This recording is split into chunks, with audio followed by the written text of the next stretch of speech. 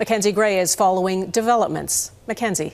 Some progress was made on Tuesday when the Canada-U.S. Trade Minister sat down with the U.S. Commerce Secretary, according to Dominic LeBlanc's office. But he isn't sticking around Washington for additional talks, Donna, flying back to Canada after just one 90-minute meeting. The top Canadian and U.S. representatives are now handing off talks to lower-level negotiators to try and hash out more technical issues, according to LeBlanc's team, who tried to paint the meeting positively. But they wouldn't say what issues had been resolved and acknowledged that additional talks would be required in the coming weeks, making it unlikely a resolution on trade is imminent.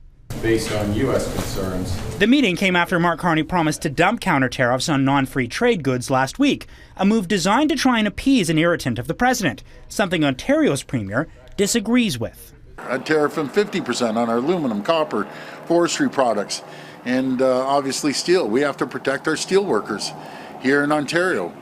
So we have to fight fire with fire. As big as it gets. Canada addressing Donald Trump's issues and only getting meetings in return has become a pattern.